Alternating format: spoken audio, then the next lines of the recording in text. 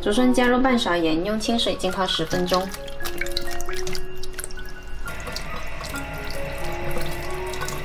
五花肉切去皮，切成小块。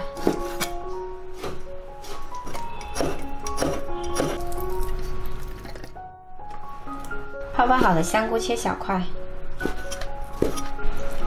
一起跟肉加到料理机里面。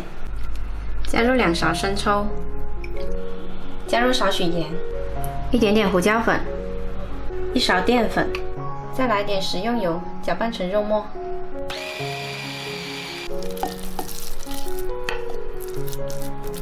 再加入1把葱花，搅拌均匀。浸泡好的竹笋清洗一下，然后把花朵部分摘去，根部这里也给它剪掉。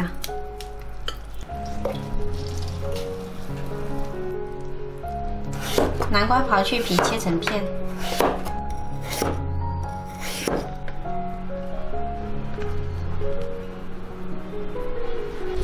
接着我们往竹笋中间塞肉馅。塞肉的时候呢，动作要轻一些，别把竹笋塞破了。就这样子。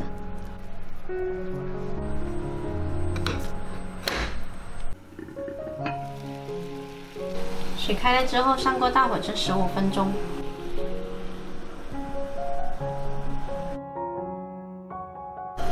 好了，时间到。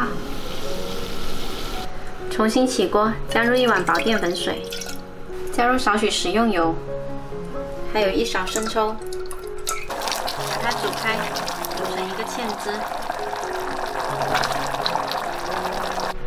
把芡汁淋到竹笋上面来。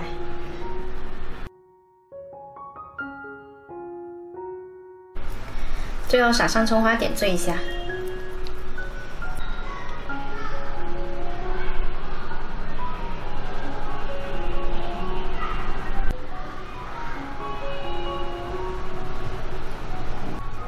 好吃又营养的竹笋酿肉，还有南瓜垫底，喜欢的话可以试一下哦。好鲜美哦！